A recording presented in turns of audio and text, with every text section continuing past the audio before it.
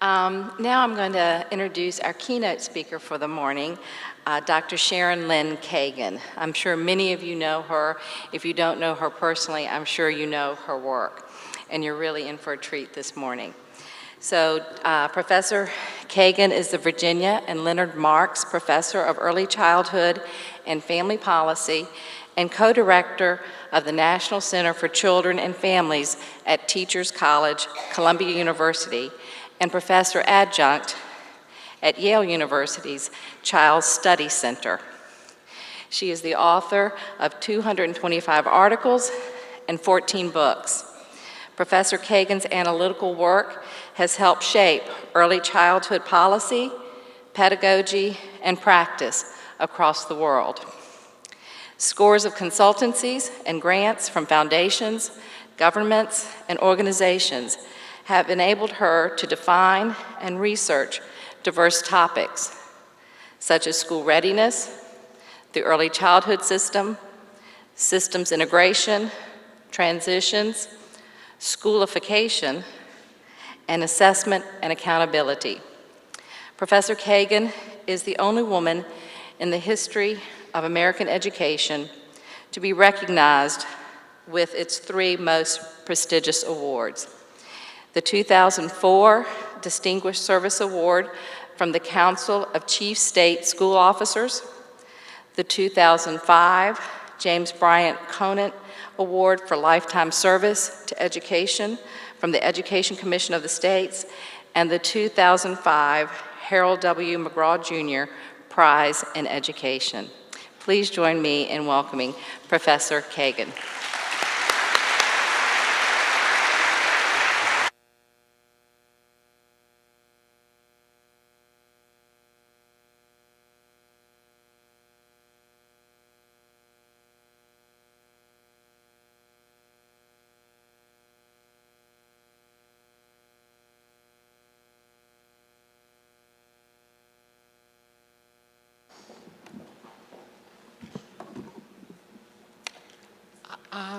Is the PowerPoint up?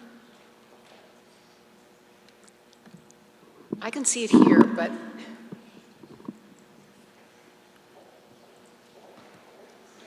okay, good. Hi, everybody. It is really great to be in North Carolina, a pioneering state in early childhood education in our country and actually in the world. I know sometimes it may not feel like it, but indeed we all look to you for the leadership that you are providing. So I offer the remarks I'm making with a great deal of humility and also a great deal of appreciation to Smart Start, its leadership, its board, for again leading our nation. This morning I have been asked to talk with you about early childhood systems. What are they? How do we move them? Thank you. I need to use this.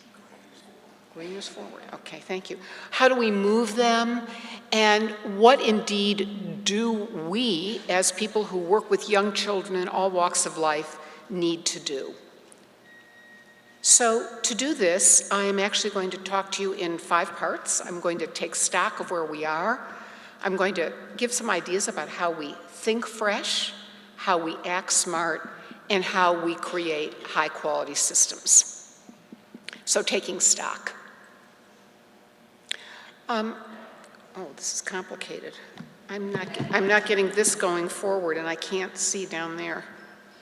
I'm going to need a little bit of tech help on this. Oh, there we go. Okay, good. Okay. There we go. Okay. If I were a time traveler coming to this country, I would be aware that the early years are achieving increased notoriety. I would be aware that we've got great efforts on which to build, but I would also be aware that there are some major challenges that indeed we still face. These challenges are encased in important global trends. There are 5 of them, and without spending a whole lot of time on them, I would like to remind us all that the young children that we work with every day are living in a globalized world where they will be competing not only with Americans, but with children around the world, that they are living at the cusp of new technologies that are evolving repeatedly, that they indeed will be using, that they are living in a world of incredible economic advancement and in some cases economic turbulence, that the world they live in will greet them with new opportunities for gender recognition and gender changes, and indeed they are living in a world whose environment is continually challenged and compromised by all sorts of trends. But it's not just global trends that are affecting young children. There are tremendous trends that are happening inside the laboratories of institutions around the world. There are new advances in neuroscience, and to this audience, I really don't have to talk about the potency of the early years and brain formation before the age of 4. From the evaluation science literature, a whole bunch of other people, we are learning about the impact of high-quality environments on young children. And from the economists, we are learning a great deal about the potency of investing in early childhood education. In addition, there are 2 other sciences, perhaps less well known to many of us, the implementation sciences and the system sciences. There are people who spend their whole lives examining this, and from these we understand new things about how you go about implementing social change. We also understand the importance of systemic development and systemic changes. On the ground, and this was alluded to, there are tremendous changes happening in our own country and around the world that really mark a change in the nature of early childhood education. Obviously, we are realizing increased investment, never enough. We are realizing growing public will. We are realizing that there are many, many new kinds of efforts and experiments that are going on. And we are really learning from one another and from countries around the world. Aha, so much for the context, but what about the reality? We as a field are dramatically challenged, and you all know these challenges as well as anybody. We are challenged by quality. When you compare where we are internationally using the exact same criteria, you can see that America, the United States, falls smack dab in the middle, well behind other countries who are nowhere near as prosperous as we. You will understand where we are when you look at the NEAR reports on the 12 criteria that affect young children, and you can see that only on one have we reached 100% of all of the states. We all are very much aware of the challenges that are facing our increasingly turbulent workforce regarding not only the bachelor's and the master's and the AA degree, but regarding the specification of the specific competencies that it takes to be a really good early childhood educator. Moreover, from an equity perspective, we all are recognizing that low-income and often minority children are more likely to live their experienced lives in classrooms that are of far lower quality. We are seeing that in our country, as compared to other countries, the red crayon, that the United States falls way below the amount of provision of services that we provide. So it's not only quality, but it is the amount of services. We are seeing that access to those services is dramatically altered by the socioeconomic status of individuals. Low-income children, the green bar, have access at a far less degree than do higher-income children, even though higher-income children have parents who can often pay for these services. We see that access to early childhood services is influenced dramatically by language proficiency. We see that it is influenced dramatically by geography. In a federalized country like the United States, Countries and states vary dramatically in the differences in provision that they offer, and here are two examples for 3-year-old children on the left and 4-year-old children on the right. If you take a look at our country as a whole, we're not a uniform provision. We would all be at one color. Indeed, we see that there are a large number of states that are not providing quality services to young children, and indeed, in the minority, a small number of states that are providing more regular provision. It is important to note that these challenges are not of our own making. They are legacies that we have inherited over a very long period of time. When the Founding Fathers came to the United States, they wanted independence. Families wanted independence from the rule of the king. And consequently, our national ethos was predicated on a hands-off approach. The government intervened only when families failed. We are not Sweden. We are not Norway, we are not Western Europe, where the normative approach to policy is to provide services for all. We in our country, as vast as we are, have a profound commitment to localism.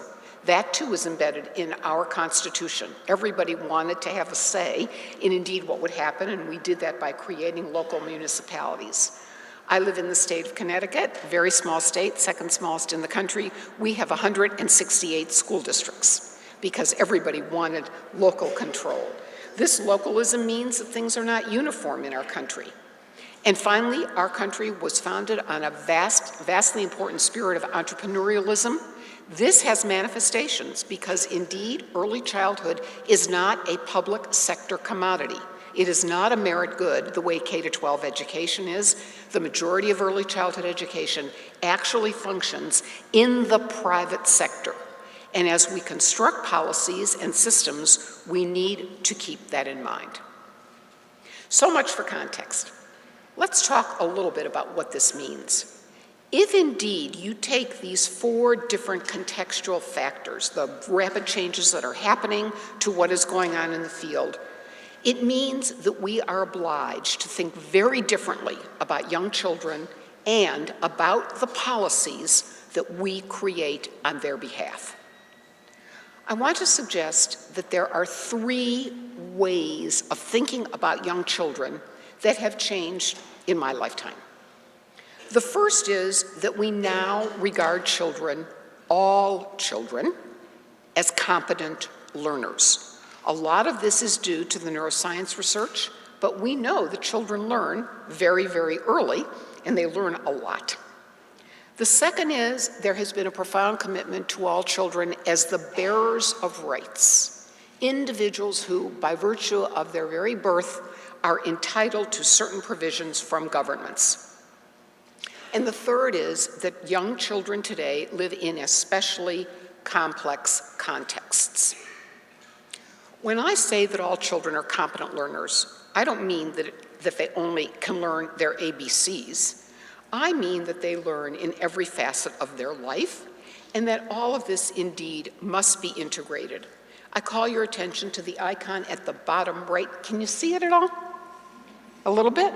Well, what this is really saying is that we are really becoming to be concerned about children's living in harmony, that they're living with understandings of who they are and how they fit and how they come to be and experience the world around them. The second new thing about children as equal rights bearers, this is not just me saying this. Every major international organization has taken a very strong stance on the obligations of societies to young children and indeed to all children in those societies. And the third new thing about children living in a complex context, you know, the benefit of research is that we learn all kinds of new things. We are learning about the importance of peers to children's development. We are learning about the importance of children being in integrated settings, the importance of families, of siblings, of communities, and yes, we are giving brand new recognition to the critical importance that the policies we construct affect children.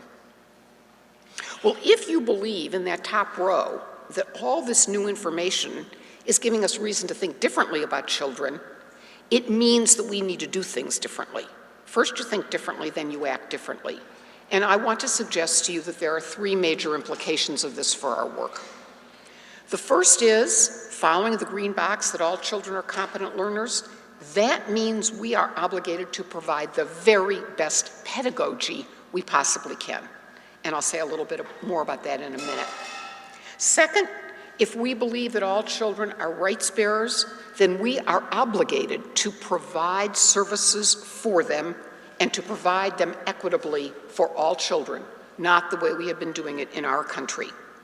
And third, if we believe that children live in complex contexts, then it means that we are obligated to think systemically. And each one of these new things represents a big shift in how we've been thinking. This is why it's hard. If indeed quality pedagogy matters, then our policies are obligated not to simply focus on what happens in programs for 3- and 4-year-old children. We need to be concerned about children 0 to 8 and to the range of programs, the health programs, the mental health programs, the after-school programs that they are exposed to. We've got to shift our thinking and broaden it. If indeed we are thinking about quality services, we used to focus on getting quality into them. We need to focus on equity. Equity is the word of our decade, and that represents a policy shift in our think. And if indeed we are thinking about focusing on comprehensive services, it means that all of our thinking that has been focused on individual programs, the programs we work in, must shift to focus on a bigger think on systems. So what does all this mean? What do we really do if these are the new thinks?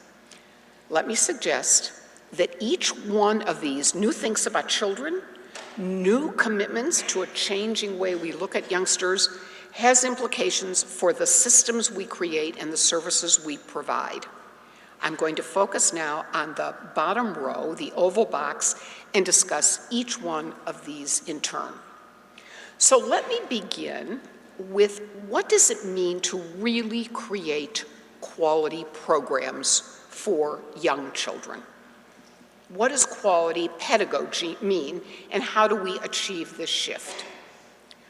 I want to suggest to you that we are creating a learning system for young children. And it begins with having very clear expectations for what we want children to know and be able to do. It means that we have methods for observing and recording the behaviors of young children. And I'm not talking about testing, but I am talking about informed teachers who know what each child is learning, how each child learns, and how we apply that learning. I'm talking about supportive pedagogy, which involves the professional development of teachers. And all of that needs to include the very important executive functioning and social and emotional aspects of development. A good early learning system is worried about continuity across the years, that what happens in pre-kindergarten is followed through in kindergarten and so on. And finally, that there is high quality, culturally sensitive curriculum. This amplifies a little bit more of what I've been talking about. Let me move to the second system. The second system is really how do we provide services for young children? What does it really mean to focus on equity? I want to suggest to you, and data that I will share shortly about information from other countries, is that it's not one program. One program that achieves good things for children will not achieve long-term durable effects, that rather it is about the constellation of programs and services that we provide, including parental leave, including home visiting programs, programs for infants and toddlers, parenting education programs, services for children who have handicapping conditions, and the transition efforts that we create. Every country with whom we routinely compete routinely provides, at a minimum, pre-kindergarten services, parenting education and home visiting services, parental leave, transition programs, child care, and very robust health programs. Third, what is this business about a system? Well, if we've got to do all this, we've got to create a good early learning system, we've got to create broad programs. How, indeed, do we switch the move to focus on systems? And I want to share with you one conceptualization about what an early childhood system looks like. I would ask you to think with me at two levels. Think about the programs that you are in, or that you are supporting, or that you advocate for. There are Head Start programs, there are child and family care programs, there are transition programs, there are K-3 programs. And most of the time, we seek funding for those individual programs, and we plant those programs in the world, automatically assuming that they are going to grow, and we get more money for more and more and more programs. But you and I know that if you continue to plant programs and you don't take care of the soil in which those programs grow, if you overplant and don't water and don't fertilize, what happens to those programs? They die. They die. I want to contend to you that many of our early childhood programs who experience vulnerable funding are precariously situated, and without attention to this infrastructure, the stuff beneath the ground, they are not going to be able to be sustained. So what is all of this that indeed is beneath the ground? What are these gears? I'd like to ask you to remember two formulas. The first formula is that an early childhood system has two parts. It has the programs and services, or the flowers that are above the ground, and it has the gears, or the wheels, the infrastructure that is below the ground. The second formula is 8 minus 1 equals 0. You know that I know that that isn't right, but indeed it is more than right. Because if you take away any one of those gears, you end up with a flawed system. And I want to say to you that if you take away any of the things I'm going to be talking about in 1 minute, we will never get to where we want to be. So what are those gears? Very quickly. The first gear is pedagogy that is equitably driven. Pedagogy that really honors children's diversity and that provides activities that builds on and supports their very unique strengths. The second is equity-driven standards, curriculum, and assessment. We've been so focused on providing play environments and child-centered activities for youngsters that we've often forgotten about having standards that are driven by equity, that don't prejudge children or pre-slot them and route them into lines for failure. I've just recently returned from a trip to Finland, and you may be surprised to know that Finland creates an IEP, an individual education plan, and yes, to our colleagues in special ed, that's what they call it, for every single child. They understand that you have to diagnose, you have to look at children, you have to plan for them, and you have to replan, and they are obligated to co-construct that IEP with parents and to review it at a minimum 4 times a year. Yep.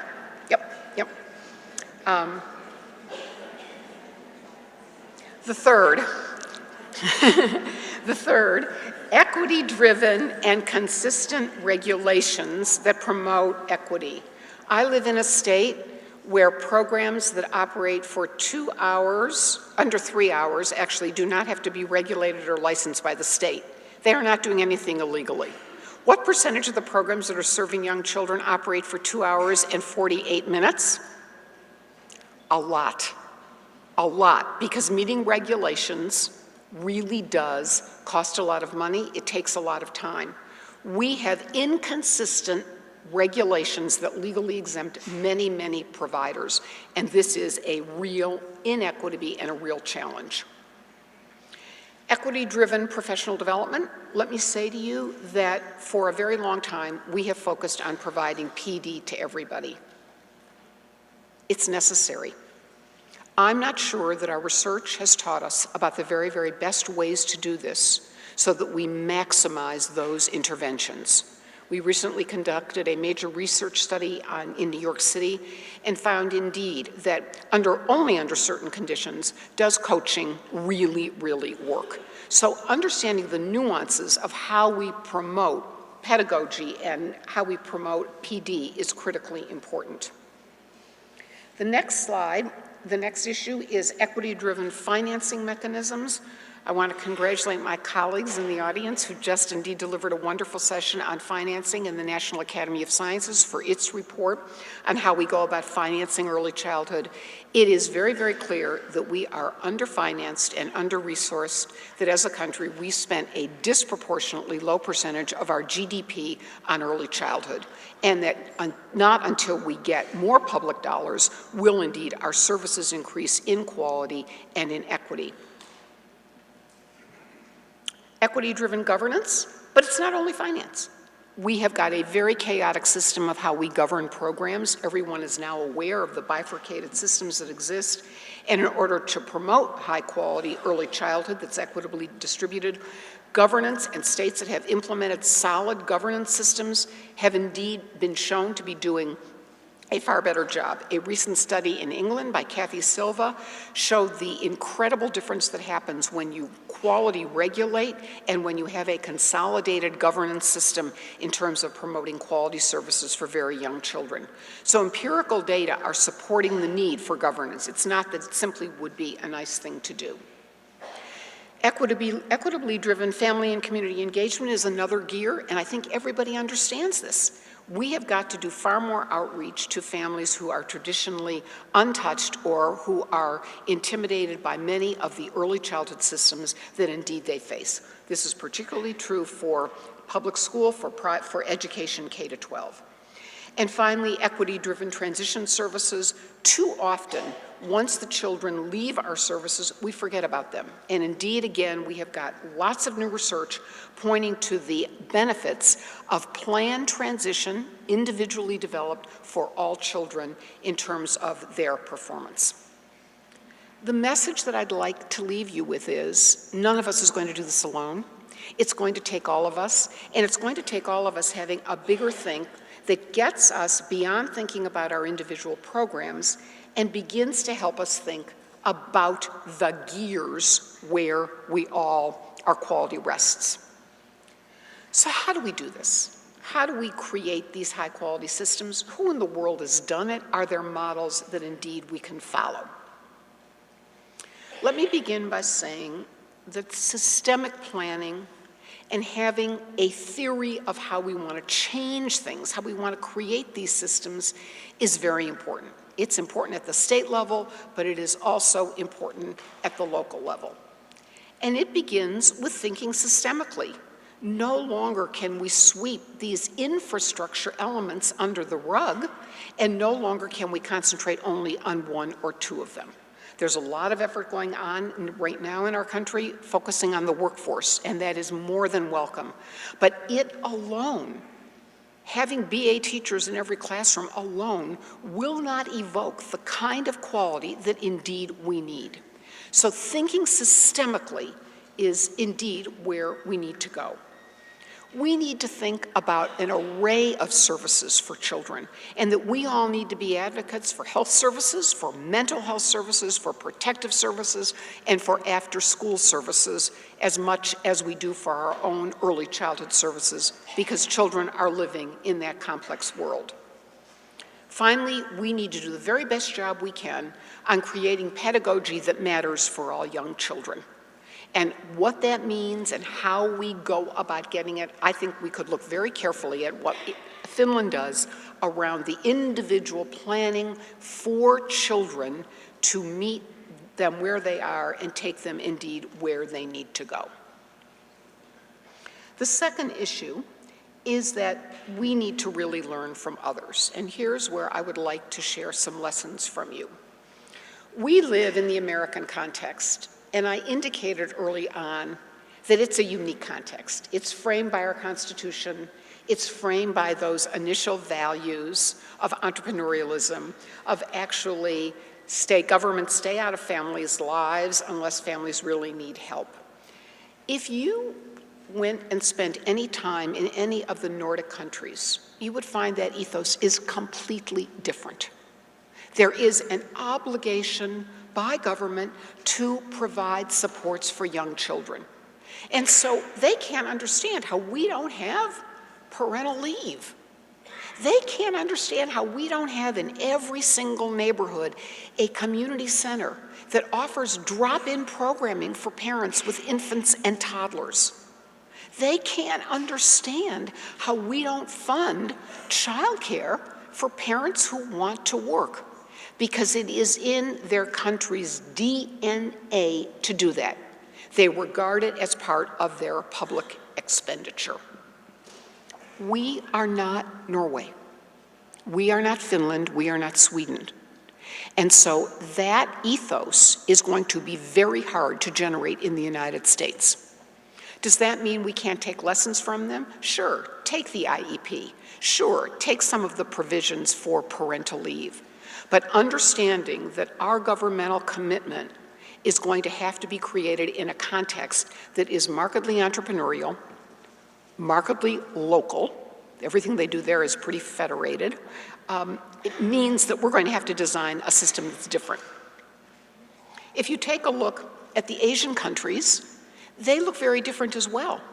They believe in child-centered pedagogy the same way we do. By the way, that's becoming universal. How we handle young children in our daily interactions with them is becoming much more universal. What's much more distinguishing is what the policies are that serve them. Indeed, in Asian countries, a mixed public and private payment model is much more normative. Indeed, in Singapore, that has the highest performance, next to Finland, the highest performance on PISA and TIMSS, our international tests, do they have BAs in every classroom? No. Do they have ratios of 20:2 or 20:3? No. So the transportability of that is that there's something else going on in these Asian countries. And part of it is embedded in the Confucian culture, which really does demand incredible family engagement, incredible respect for the input that parents have, not only in their children's lives, but in the institutions that serve them. So there are lessons from the Asian countries that are very, very important. Third, the Anglo approach. This is what we find in Australia and actually in England, much more proximal to our own system. A system that is federated, where responsibilities are given to localities, in Australia to their territories and their states. A system that is built on a mixed market delivery system that acknowledges that there can be a role of the private sector so long, and this is the catch, everybody, so long as that private sector involvement is heavily regulated and monitored. The English have an inspection system. It doesn't bother them that a lot of their fees come from parental services. Parents who can afford it indeed do. That wouldn't be tolerated in the Nordic countries nor in the Asian countries. But what they do that is unique is that they levy a very high standard of regulation, both program regulation and teacher qualifications that incidentally are competency-driven, not driven by degree, but competency-driven. They have a system that monitors programs. They have we might not like this, but let me give you an example. In England, if you're running a child care or an early childhood center, you will be inspected without notice at least twice a year. They invest very, very heavily into their inspection system, and they believe that that indeed is what promotes quality. I offer these examples not to say that this is what America should do. I offer them as a broadening conceptualization. When it comes to designing a system, we need to take into consideration these lessons and to pay very strict attention to the culture in which we live. One thing that is really important, and I want to stress this, Every one of the high-performing countries in this world offers more diverse services in the 4 categories that you see to young children. There is no exception for that. They offer robust peri- and prenatal services. We do not. They offer robust services for infants and toddlers. Most of them give choice to parents about what parents indeed should do. They offer options for preschoolers, and they spend a lot of time focusing on the transition from home to program, from program to school. We flirted with these ideas in America, but we haven't richly embedded them. And I want to say to you that until our country decides to focus on all these areas, it's going to be highly unlikely that we are going to have the kind of children indeed that we want. In addition to honoring context, in addition to providing services widely, there are some basic ingredients that we have found that really matters in countries that are performing well. The first thing that really matters is that there is a strong and stable policy foundation. Now, what do I mean by that?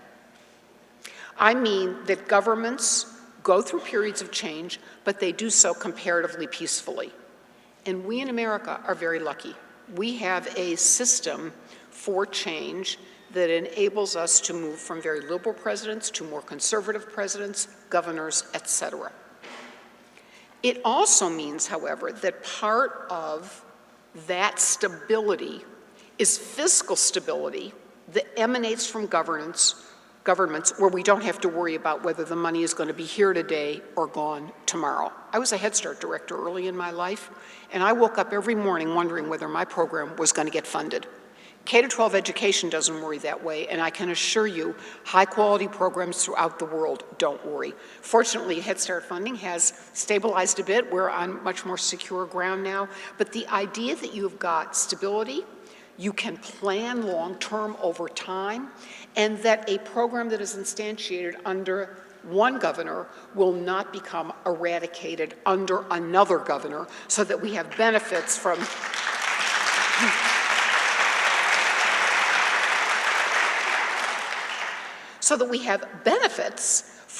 one generation to the next generation. The second thing that smart countries who have good early childhood systems have learned is that they support their teachers and their families, and they do it together. They understand that both are critical educators in the lives of very, very young children. And so family engagement is not just a nicety, it is an essentiality of what they do. That every teacher is trained in how to work with families. Every family understands it's the requirements of their children's enrollment in programs that serve young children, so there is clarity about roles and responsibilities. Yes, these countries do educate their workforces, and I want to say to you, they all do it in very different ways, many with competency-based approaches. We could learn from that. Some indeed do require degrees. Also, it is important to know that they apportion their teachers quite differently. I'll go back to the Finland example. In Finland, yes, indeed, they do require a BA, but the BA is a floating teacher who travels between several classrooms. She is a mentor teacher. She's paid to do nothing but guide the teachers who are in the classrooms with young children. So programs staff differently. France has ratios that we would never adhere to. It has a BA in every classroom, that's for sure. The point I'm making is that there are a lot of things that come into play when we are talking about a workforce. It is not only how it is trained, how it is compensated, all of which are critical, but how it is deployed and how the resources, personnel resources, are used. The third issue is that there are comprehensive services. I've alluded to that. But given that development is so mixed for very, very young children across so many agencies, every country that's doing it well has coordinating mechanisms. Most of them have the force of law and government. Most of them are in departments. And if they don't, Korea is an example of one that still has a very bifurcated system of care and education. But they have common curriculum that span every single child in Korea, irrespective of whether they are funded by a child care agency or by an education agency experiences the same NURI curriculum. And teachers are trained in the same way. So there is commonality that is built in. They feel they are educating for a country. Fourth, and I've alluded to this a number of times, data is used to drive improvement. And data is used across these countries at all levels. It is used in terms of teachers doing IEPs on individual children and using that data to improve their pedagogy. It is used at the program level. I gave you an example of England, where programs are routinely monitored, and that data is used to actually improve the programs. It is used at a personnel level, where personnel are routinely monitored and coached and live in learning communities where they are given time and resources to let themselves develop as professionals. But data, video data, portfolios of children's development, documentation, all the things we've learned from Reggio Emilia and from all over the world actually are at play in these countries where they understand and respect and use data. They are not afraid of data, friends, and I want to say to you that for a long time, we in early childhood, justifiably, because the results of tests have been misused to mislabel children, we've been afraid of data. And if there's one message that you walk away from this, it is hopefully a systems perspective, but also the data indeed can induce more equitable services to children and more high quality services if indeed they are used correctly. And finally, the last thing is that the pedagogy that is developed is well-informed and it is continuous. And by that I mean that what happens across the spectrum adheres to children irrespective of the funding sources where they live. These 5 process variables relate very clearly to the gears. The first to financing, the second to family engagement, the third to coordinated governance, the fourth to data and monitoring, and the fifth to professional development. What I am saying to you is that high-performing early childhood countries have systems that are planned and indeed that are integrated. How do we do that here? It's not that hard. We need to think long-term. This is not for the faint of heart. This won't happen overnight. We need to think about reaching very, very high and having long-term visions.